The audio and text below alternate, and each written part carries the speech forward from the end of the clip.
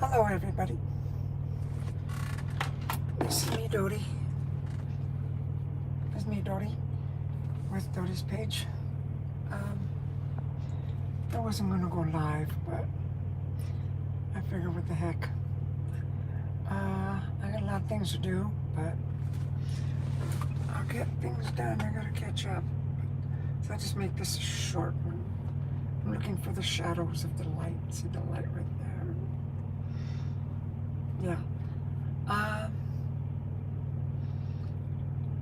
just wanted to say a few things. I've noticed about how this economy is going, and it's holding steady right now, and that's a good thing. So again, think positive, people. Don't start thinking that the world's falling apart, because then you emanate negativity. So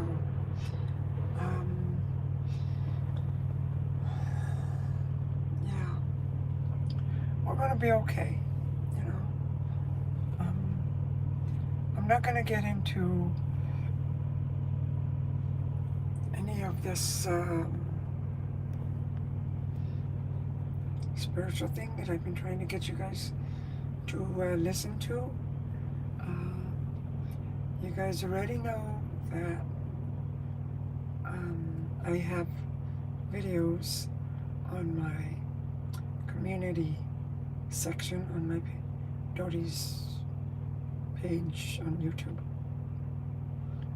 Go there, you'll find some very, very, very interesting stuff. The latest ones I put were cats. Cats are Archurians. That's what they are. I'm kind of brushing my hair with my hand. Cats are Archurians. How do you say it? Archurians, not Archer. It's Archurians. And if you don't know what an Archurian is, it's a being from another planet. So, yeah, that's where cats are. All species of cats. There's the tigers, the leopards, the mountain lions, the panthers, you know, the pumas, the bobcats, the alley cats. Well, alley cats are just kind of like stray cats. Yeah, the stray cats, like that band, you know, they're from another planet too. And you know, the different breeds of cats that we have now. It's very interesting. Watch that video. And then also, another one I put up is about where we go when we sleep. I found that very interesting. Check those out, okay? It's on my community section on my page, on my Dodi's page, YouTube Dodi's page. So check it out. I'm here in Iowa, and it's a nice day. It's 63 degrees, but it feels like it's like 70. But yeah, it's jacket weather, which I don't really like jacket weather. I like warm weather. I'm a Southwestern girl. I like the, look at this truck, look. That is a beauty.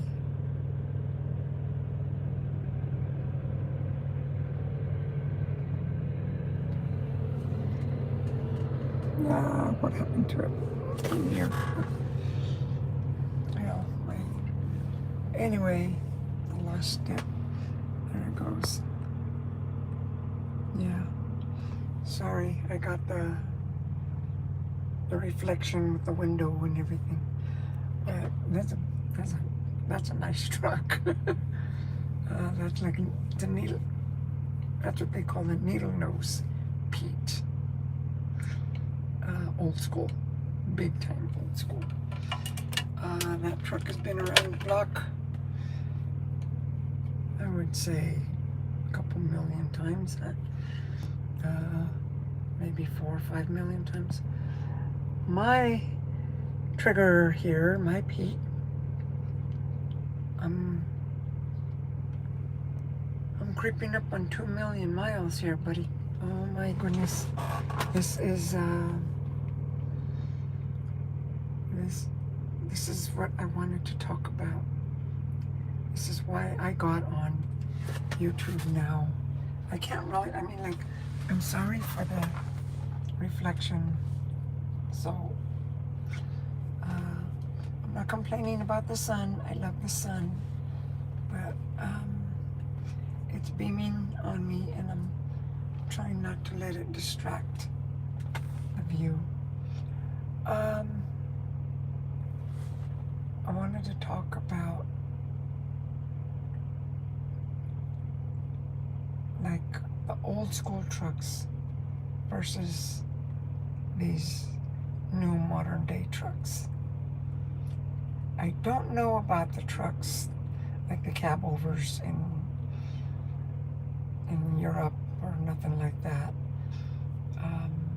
So, you know, I'm just leaving those ones out. Like in, you know, what is it?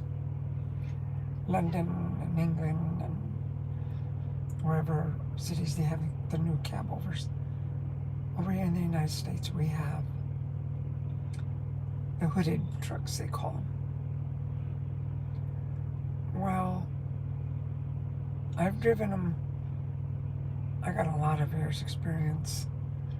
I've driven them both.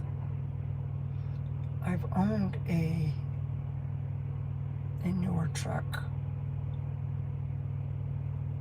and I've driven, I mean, trucks with 4 miles in it. So, yeah, and then I've driven trucks. This truck, my Peterbuilt 379, 2007. That truck, this truck here is, it's an old school truck. It's a 13-speed with a cat engine, twin turbo. It has, what do you call it?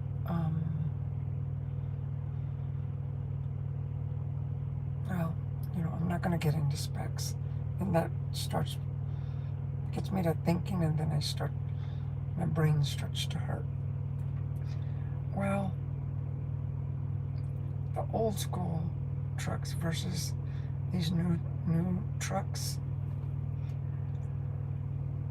there's a big, totally huge difference. Okay, like when I got on a new truck, right? It was a brand new,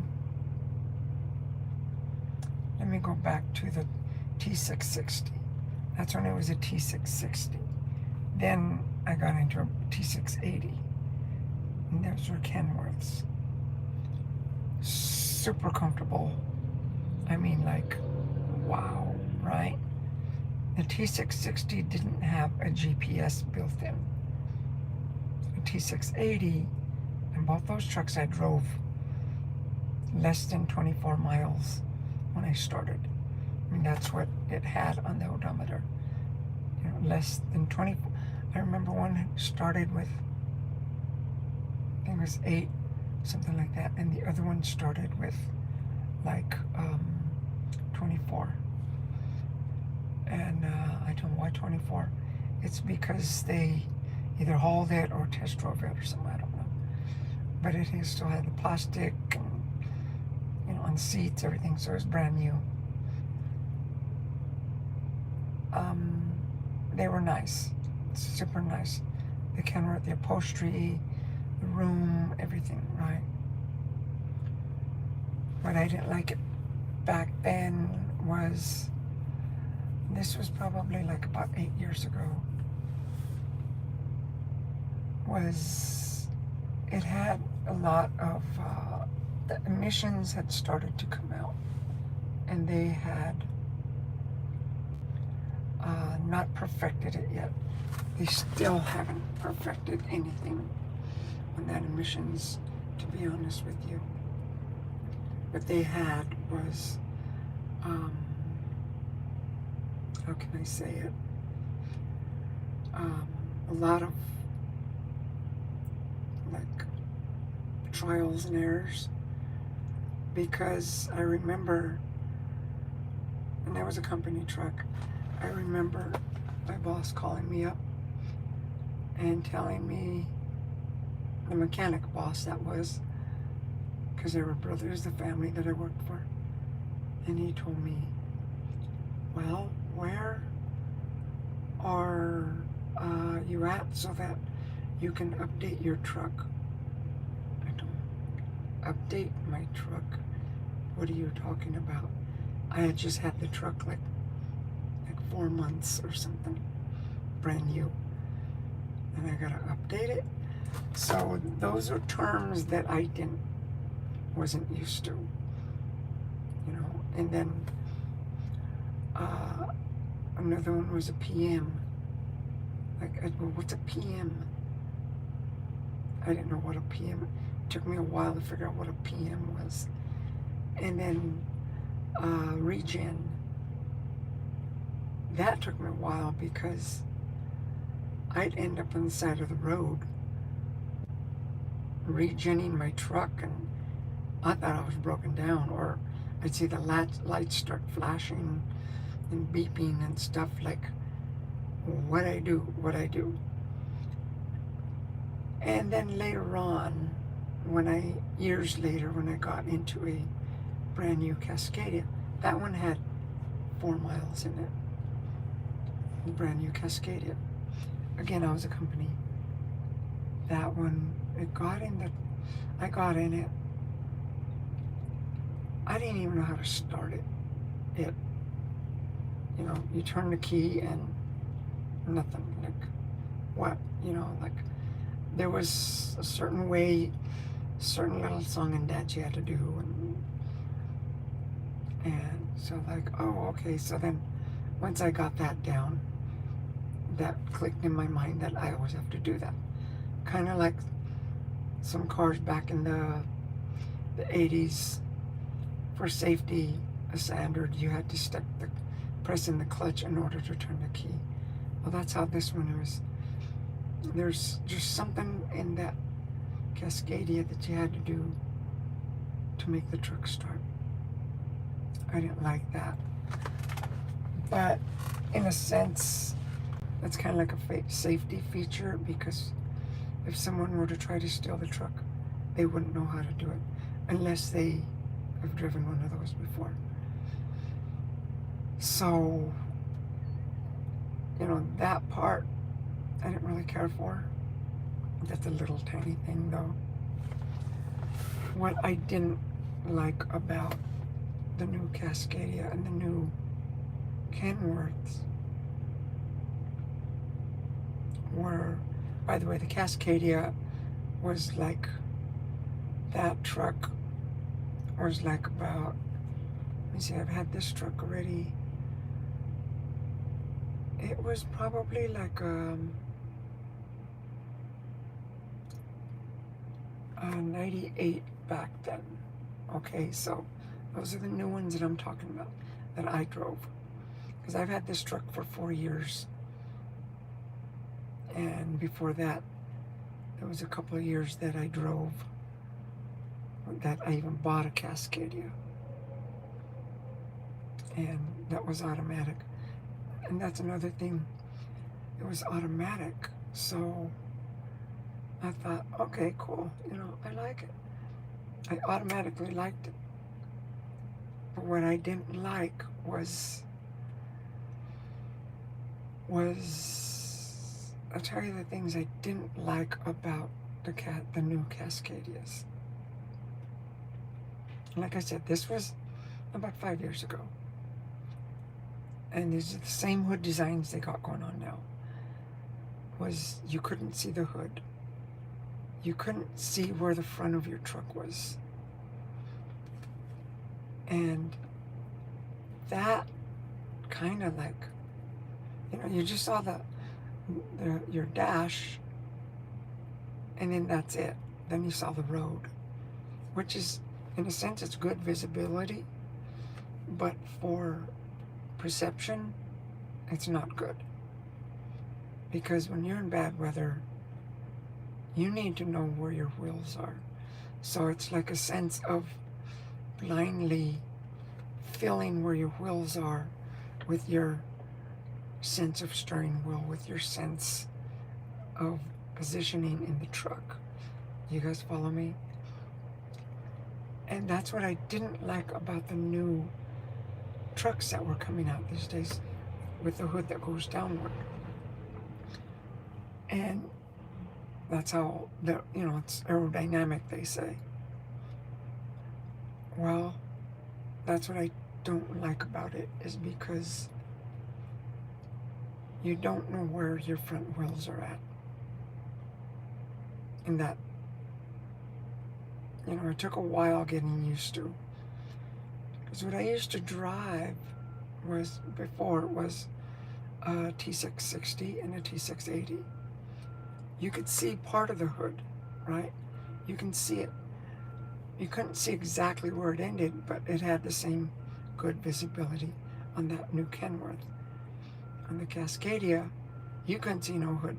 You had no idea where your grill was. So if you had to come up to a tight turn or a tight place, like backing up or, at a truck stop, when you have to come up, you're making a turn and you don't know where your front of the truck is. You don't know that. Well, that I didn't like.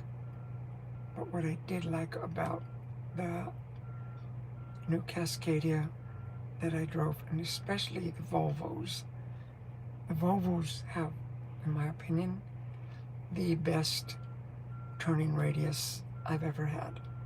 You could turn on a dime in those. You can't get trapped in those, If you know what you're doing, someone who gets trapped in a Volvo, you don't know what the hell you're doing. Learn to drive that thing, because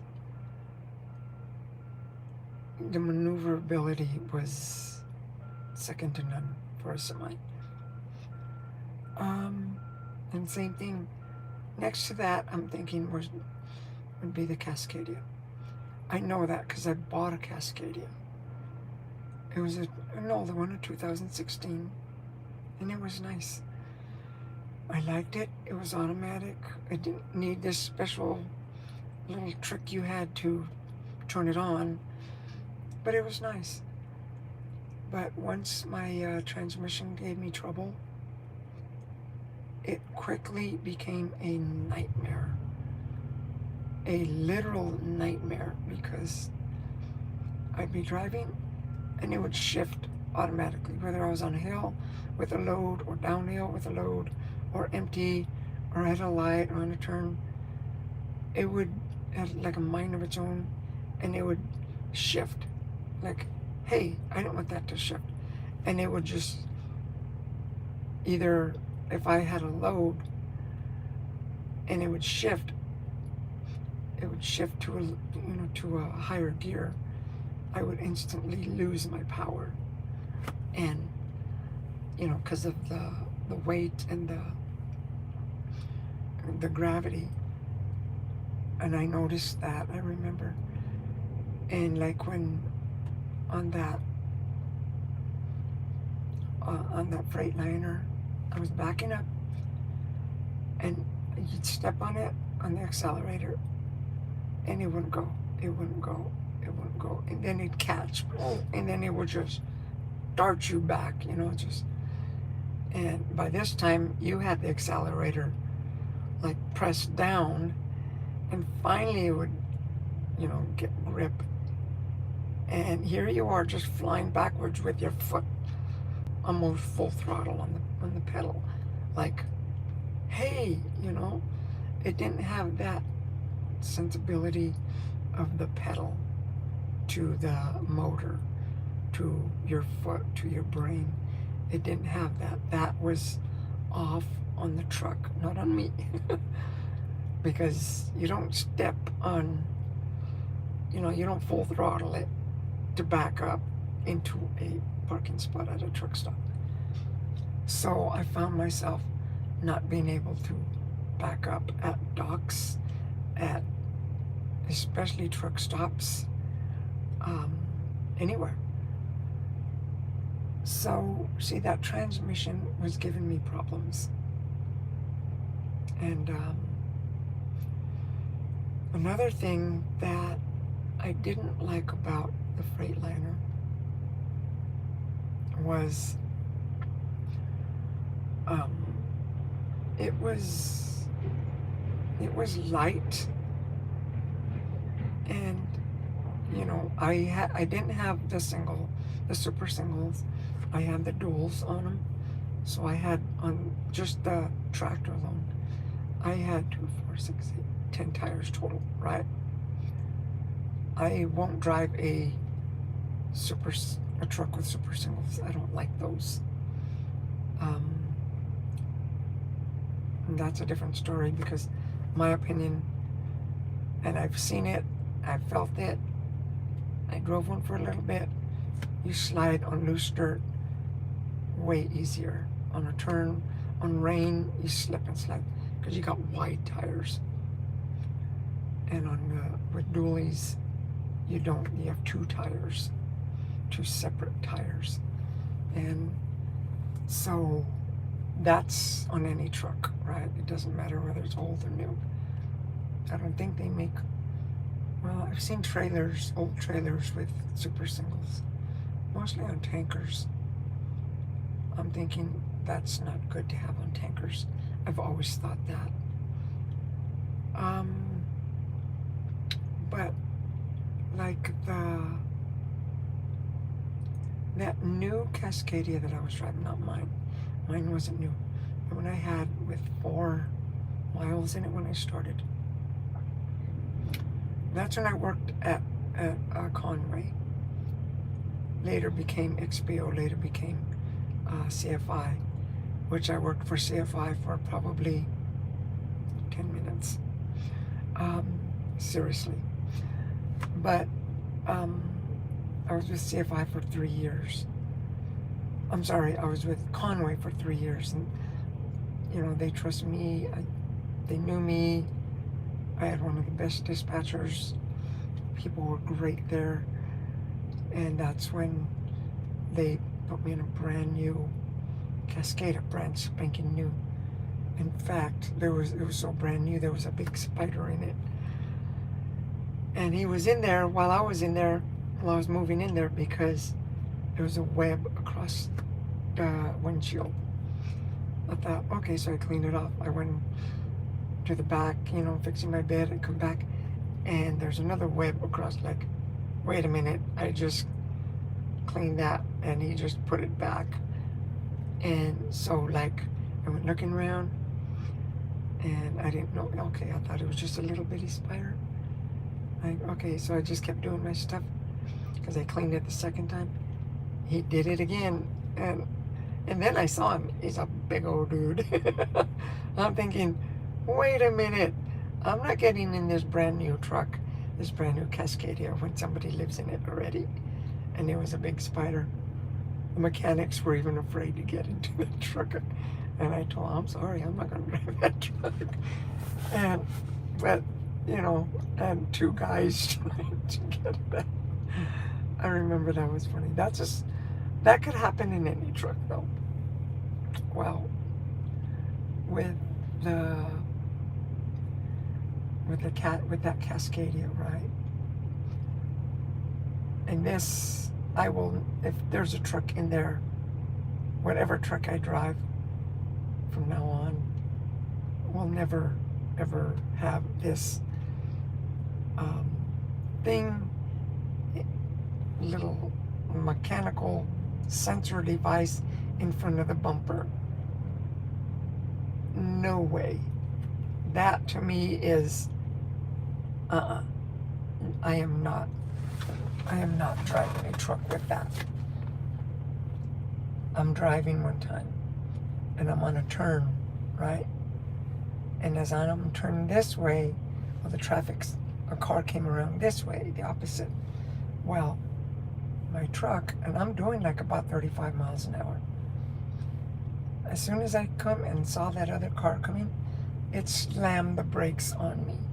When I was on my lane, that car was on their lane coming the opposite direction. And that was just like an ordinary, everyday pass that, you're going one direction, the car's going the other. And it kept doing that to me. In heavy traffic, if I was in heavy traffic, and it's sometimes you're bumper to bumper, it would stop. The truck would just stop. And like you try to make it go and it's locked. Now I'm worried about getting hit from behind. That was like, Cameras inside, facing outside. I got my own camera. It's inside, I could see it, but it's going to be facing out. It's not going to be facing inside. My opinion about those cameras that face inside, that's an invasion of privacy. And what they claim, and I'm talking about these people that don't drive trucks. They've never been truck drivers. Maybe they're designers, maybe I don't know what they are, mechanics or something, but I don't know. But I'll tell you right now, from what I see, my experience, and I got 30 years experience, 31 years now, that is an invasion of privacy. That's, yeah. No, it's like having a camera in the bathroom, in the stall, when you're using the restroom. No, to make sure you don't make a mess or something, right? No. No camera facing me. And some people say, well, it's my investment and, I'm lending it, I hired a person to drive, so I'm going to make sure they drive it right. And so, and if they're at fault, well, then they'll be fired or something like that. It makes logical sense, yes, but where's the trust? If you're going to hire somebody that you don't trust, that you have to have a camera looking at them, why hire them? Just tell them straight out, I don't trust you. You're sure you got a good record? I don't trust you. So I'm going to have a camera to look at every move you make while you're going down the road. Any companies, these big companies that do that, of course they got their corporate people that have never driven a truck, like I said. And so they'll put the camera up for insurance purposes. Oh, we can save money. We can make more money. Come on now. Okay, and then you should hire, if you're going to hire somebody, hire them from your heart. Hire them, let there be truth there, right? Let there be honesty and confidence that that person is, put that person behind the wheel that you hire that person is now responsible. They signed along the dotted line. Okay, if anything happens, you know what? Because the truck is insured, right? If it gets in a wreck or something, the truck is insured. So no cameras facing inside. And then also like the lane change on these new trucks. That's a distraction. I got that on my Silverado. I turned that thing off. You know, like, no, I don't need that. I know when I'm going off the road or not. I don't text and drive. I watch the road. And in snowy weather, that's probably the only time I would ever use it, would be like if I'm going through a blizzard and I can't see the road because everything's white. By then, I don't even know if it would work. And would I trust it? No. Because with my experience in driving in the semi, I have been on a plain white field where it's just white, a whiteout. And you can't stop. You can't just stop there and park it because someone's going to come. And like if you're in fog, you can't just stop. You have to keep going. So you have to figure out where is that road. Here's a tip from someone who's been driving a long time. And I can't emphasize this enough. If you find yourself in a blizzard, in a whiteout, right? Out there on any road. Okay. What you do is, first of all, slow down. Flashers on, lights on, both hands on the wheel. Put the phone away, put the snacks away, put the drink, the coffee. You're doing that later, right? You know, both hands on the wheel. 100%, you know, focus on the road between you and the truck. Like I said, you cannot stop because go slow. 10 miles an hour is, you know, but don't stop there. Go 10 miles an hour. You're not going to slip and slide out of control at 10 miles an hour unless you're off the road already. But at 10 miles an hour, you're going through a blizzard and you see nothing but white, just, you know, snow everywhere, and it's slippery. Well, here's what you do. You look for telephone poles, look for fence poles, you know, mile markers. There's poles sticking out. Look for a tree, look for a building, right? Okay, say you're going down the road, you see these telephone poles, right, on one side of the road. And they're all like, you know, going down. So as you're going, look at the one next to you. How far is that from where you're at? Keep yourself on that. Keep yourself on that. You know, the next you pass, keep yourself parallel with all the telephone poles. That's how the road goes, parallel with the telephone poles. With the fence posts, barbed wire fence, I see this all the time. The fence isn't always going to get, because they're like 4 feet to 5 feet high, the fence post. So you see fence posts. Those are much easier because there's a lot more. And they run parallel.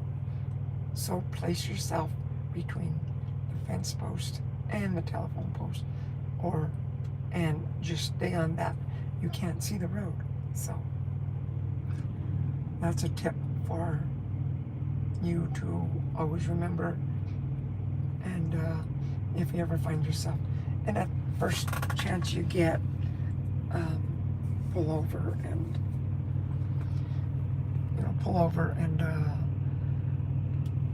excuse me, pull over to a safe spot and just wait it out. Don't keep on driving. Don't try to be a super trucker and keep on going. Because the load is any load is no worth.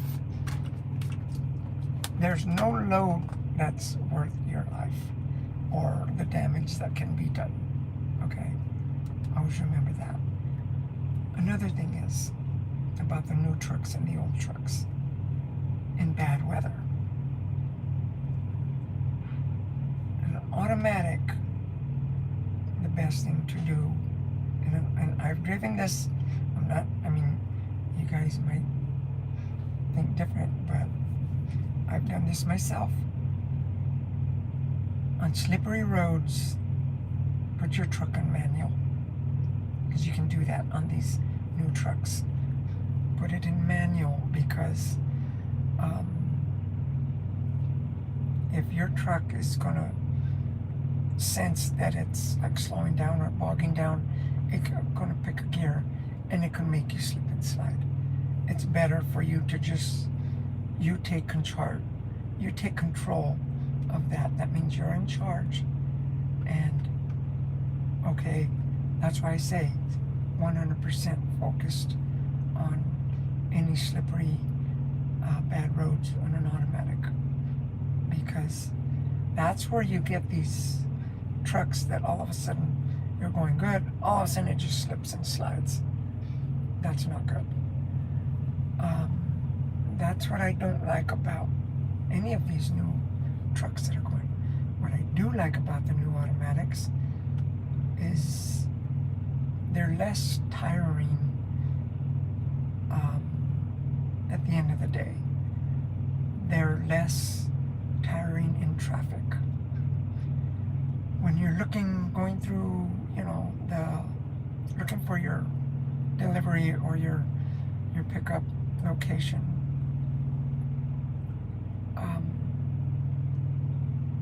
you can focus a little more on the address, right? On the building, on what road you got to go through, or whatever, the sign, the entrance or exit or whatever.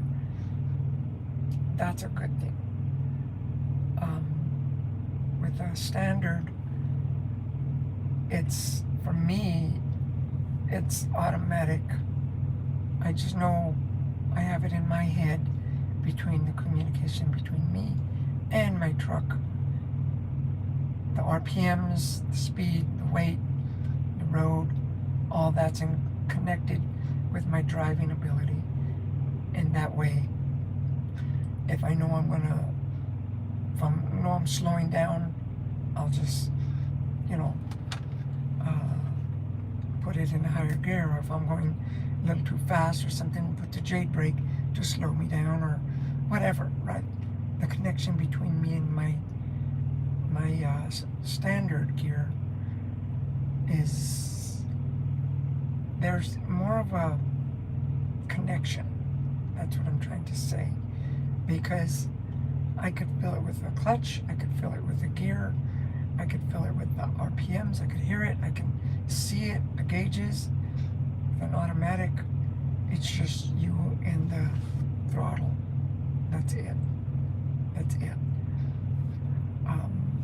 You can see your gauges, and you can feel it like that with the throttle and the gauges. But that's it. Fuel mileage. Again, people say, "Oh, way better fuel mileage," than the standards. Some people die by that. I say it varies, right? You get a truck that you've driven for a long time, okay? You're used to it. You know how to get good fuel mileage off that truck. You get a new truck, a new automatic that you've never been in, you're not going to get that same fuel mileage as the truck you've been driving for years and years. You're not going to get that. You're going to get poorer fuel mileage because you don't know the truck. And when it comes to the same thing works with the standard. I could get better fuel mileage in my truck than I can if I were to drive another standard long nose Peterbilt, because I know my truck. You know what I mean? That's getting to know your truck. The things that let me see, like the Freightliner. I'm comparing the Freightliner to like my Peterbilt, right? 379, 2007 Peterbilt. And I'm comparing the automatic Cascadia Freightliners. Aerodynamic, yeah, what do you call it? The Cascadia is designed for that. That's what they put their money on, right? It all depends on the horsepower, all depends on the way the truck was built, what it was built for. Like an average, just an everyday average, like this one coming around here, watch. See that one there? An average truck like that, you can get in a place like big cities and go into the tight neighborhoods and stuff. It all depends on your trailer too, because if you have your trailers, and this is why California demands that you have your trailer set at 40 feet, because the turns. California is a tight place to be in, the inner cities. Well, that's how it is in New York and Chicago and Houston, all these cities. It's the same way. The smaller cities, I want to say like Gillette, Wyoming, Albuquerque, New Mexico, Oklahoma City, Oklahoma, San Antonio, Texas, some of those cities like those that are not that big, but they're cities, I could get my truck in there pretty easy. Cities like Houston, Dallas, New York, I will not drive in New York. Upstate New York, yes. Around New York City, that's not made for my truck. It's made for a Cascadia, like I showed you, because of the turning radius, and because even if I put my axles at 40 feet in my trailer, I'm still going to have a hard time, because of the turning radius on my Peterbilt. See, so different trucks are made for different things. The Cascadia, they're both made for the highway, right? Like that white Peterbilt, that white Cascadia I just showed you, there's a bunch of them parked, They're designed for highway running, right? They're not dump trucks, they're not concrete trucks, they're not, they're highway runners. They're not farm trucks, they're highway runners. Sure, they can take a beating, they can go on the dirt, you can do a little off-roading, dirt roads and stuff. Yes, I get it. But they're not made for that. My truck, my Peterbilt, is not made for that. But my truck is, the type of my truck is 2007 379 Peterbilt. The standard with a 13 speed. That, you know, is way more comfortable on the road than it is for a Cascadia. You guys again are gonna say, no way, Dodi, no way. But I test drove a Mac a while back. I didn't go far, just went around the block and stuff, and it was nice. The maneuverability was, again, like a Volvo. It was tight. You could turn on a dime, right? But once I got out of that and I got back into my truck, I felt the comfort, the smoothness of I didn't realize my truck was so smooth until I got into that Mac. And that was a brand new 2024 Mac. And those are nice trucks. I don't care what anybody says. Well built, they're strong, and you get them tailor-made the way you want. The Cascadia I've driven was a company truck. It was, I want to say plain Jane. It didn't have any extra features. It didn't have any extra chrome. It didn't have any, but it had super extra safety bells and whistles that I thought were just more annoying, and you know they were just distracting to me. And the ride on that to me was, you know, it was an ordinary truck. What I liked about that new truck was it was soundproof, but then again, it was a new truck. My truck is not soundproof. It's almost 2 million miles. It rattles here and there. Can you blame it? Okay. The Cascadia, the ones they're making now,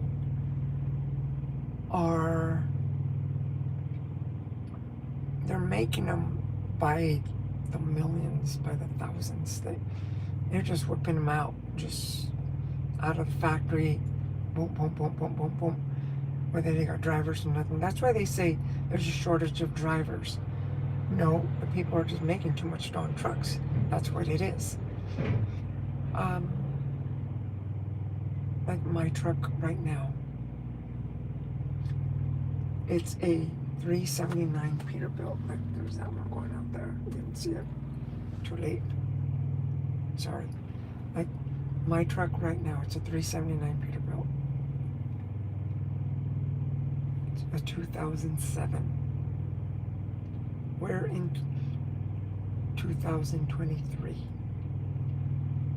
See the age, right? It's almost 20 years old.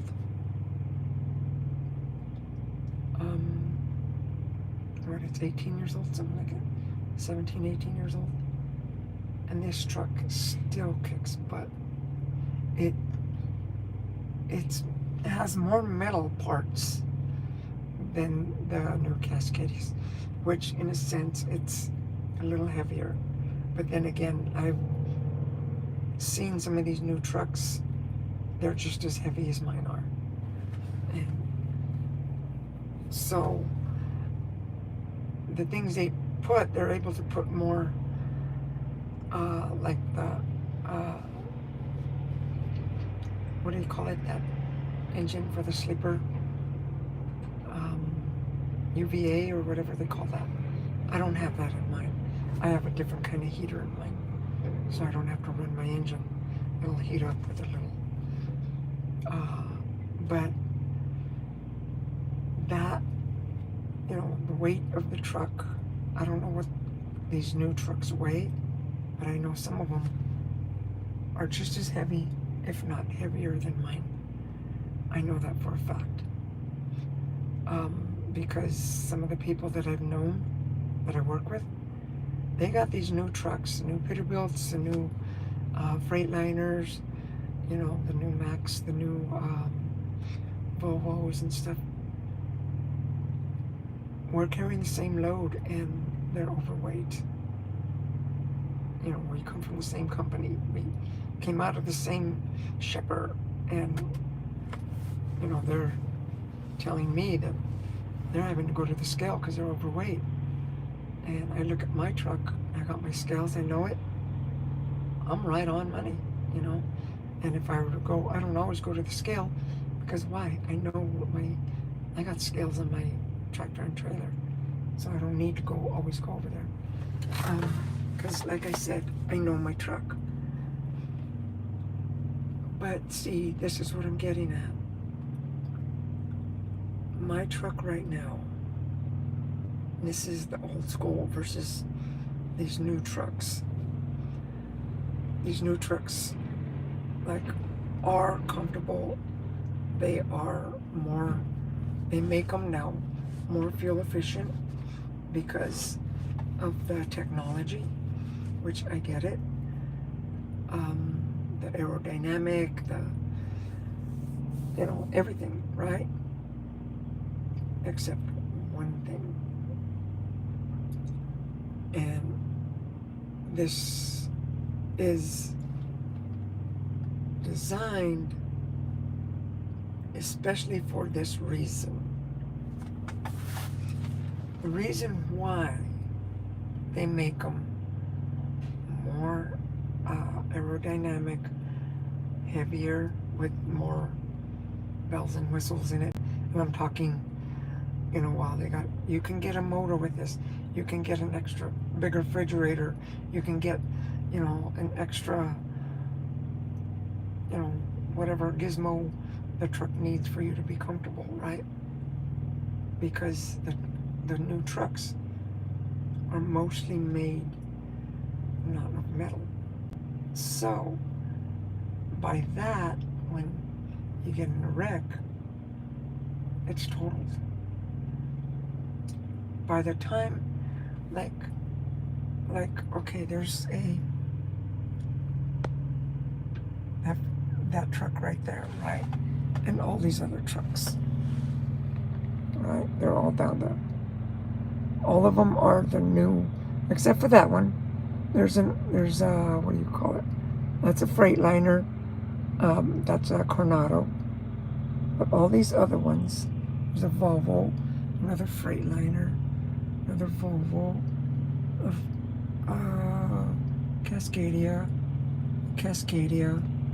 and Cascadia, and then a Kenworth. Okay, so see all those trucks there, with the exception of that Coronado that I showed you. The quality of the trucks, and Kenworth does make a better quality truck than Freightliner, you know, by far. So those trucks are going to last longer. The Volvos and the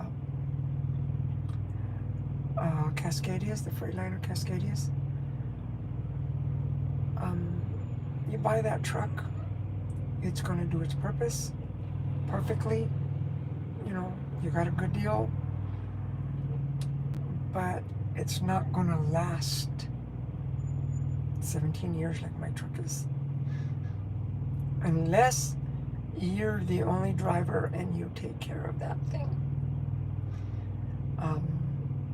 And with these new trucks, you're going to have a lot more technology, computer problems than mechanical problems. So that means you're going to be more of you're going to be looking for a technician.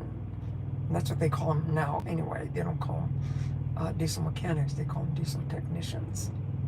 It says something.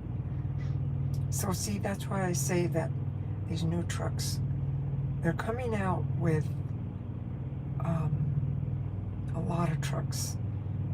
And so they claim there's a shortage of drivers. No, they're just making too many trucks. And these trucks, these new trucks, are disposable. They don't last as long. And I'm just talking about the trucks. Look at the cars, right? You're still seeing cars from the 70s. Now, they picked them up the price. You get a 70 Chevelle, you're talking a good $75,000.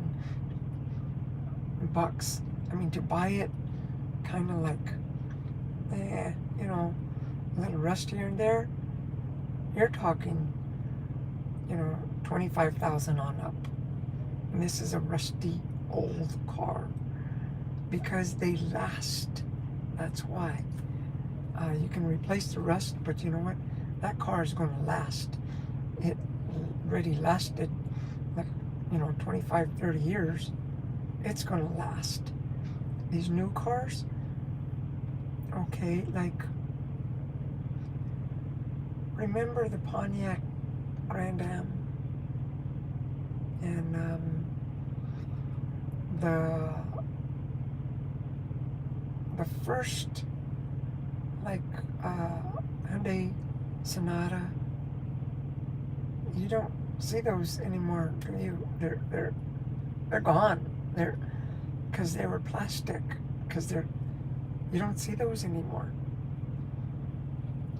And what you see now are the new trucks, the new cars, and I got one, I'm not saying anything. I got a new Chevy Silverado. That thing has more bells and whistles than I don't even know them all because I don't drive my truck all the time, my pickup truck. So when I get in it, I discover something new all the time. I don't put a lot of miles in it, so that's a good thing, but in a sense it's getting obsolete, I guess, like a computer, just like your phone. You buy a phone, right? The Apple or Android phone, or Samsung or whatever they call it, right? Anyway, you can only have that thing for, tops 3 years, and you're obsolete. That's how these new trucks are going. They're becoming obsolete. And I'm talking about the new automatic Cascadias, the new automatic Volvos, and you know what? Just like a phone, well, that's an old truck, you need to buy a new one. So they'll sell you a new one. That's so they can keep you imprisoned to be in debt, right? And what do they do with that old one? It goes to the junkyard. It just pollutes the earth. Because now nobody wants to drive an old Freightliner. Who's going to want to buy an old Freightliner that's made of plastic? Nobody. Because the computers on that thing are pretty much outdated. I mean, by the time you fix it up, you might as well just go buy a brand new one. As far as like an old Pete or an old, KW9, or like an old Freightliner Coronado. And I'm talking about the Longwood ones. Those ones are made more like for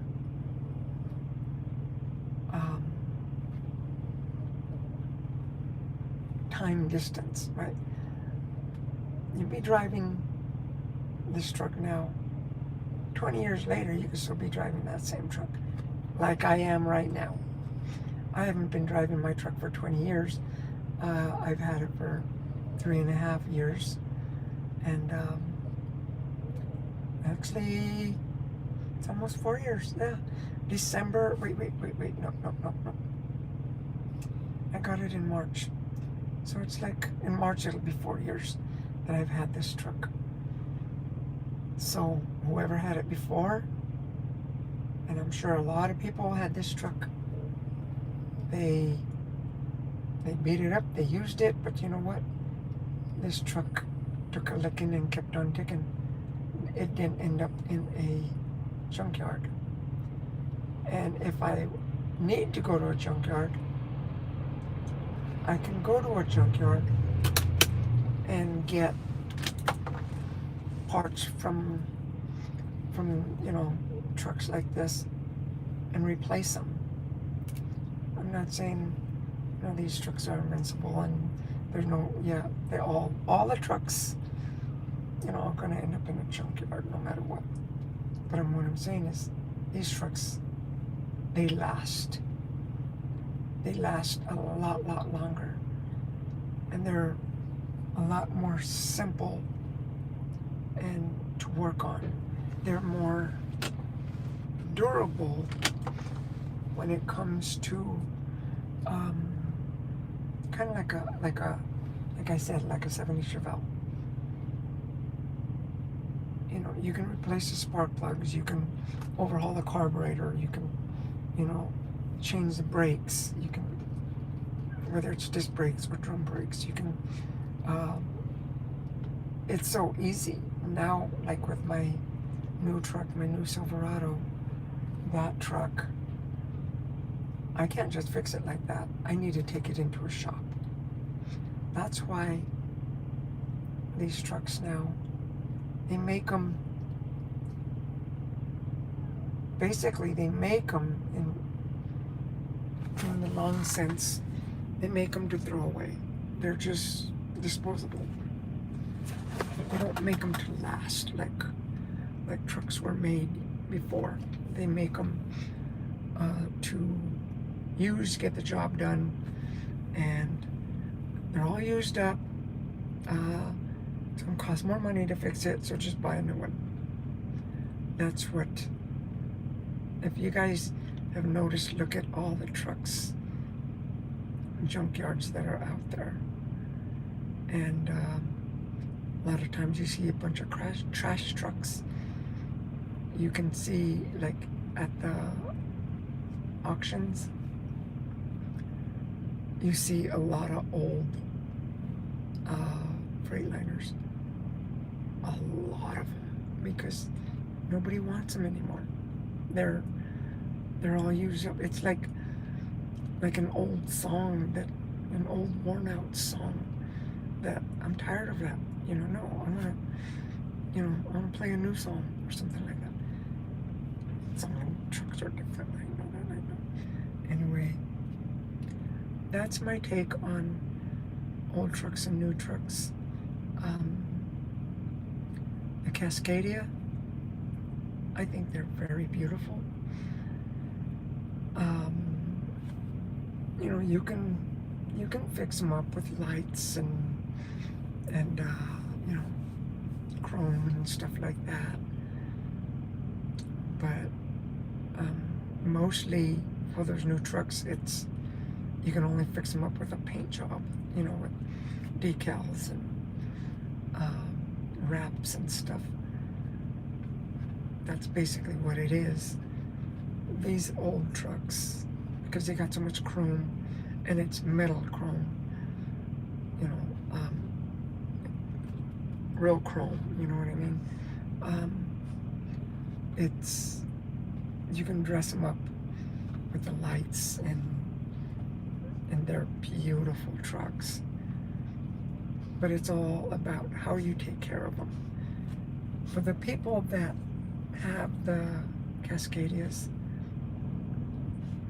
let's see how long you're going to have that truck before you decide to sell it. Because I've known people that have Peterbilts.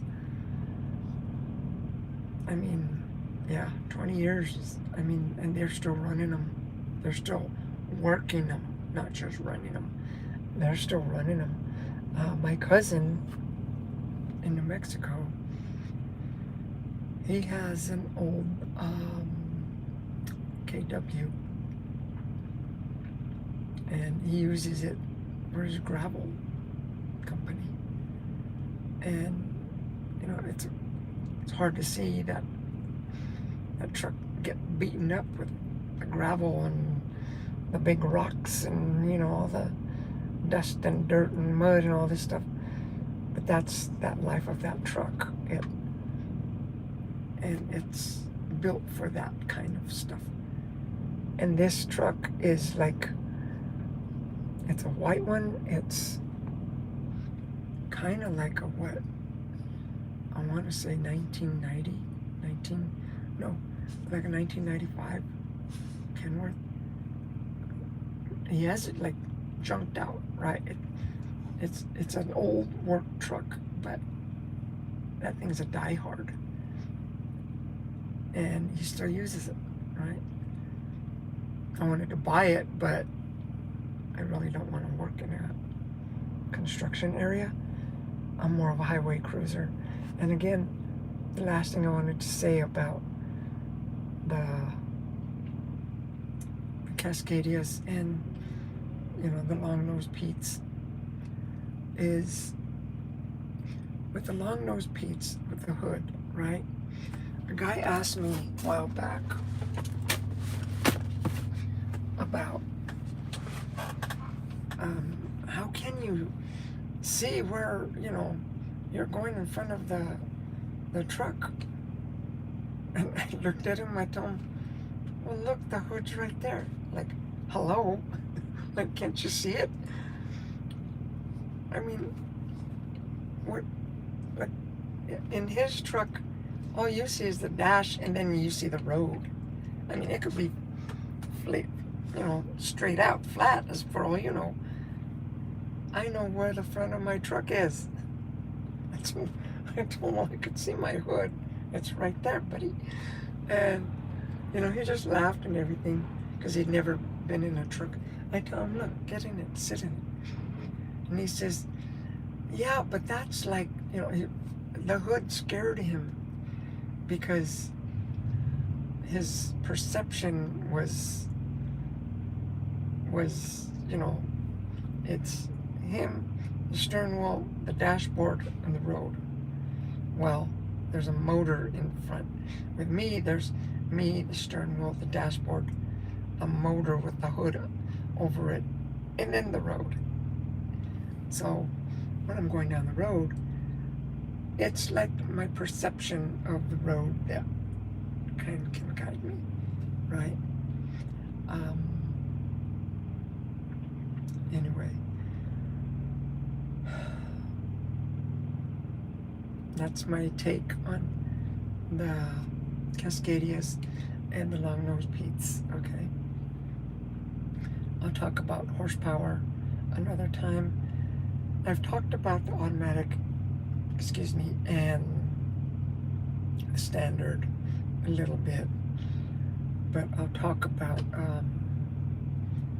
you know, maybe the Kenworth KW and my 379 Pete maybe next time, okay? Thanks, and we'll see you later. Have a great day.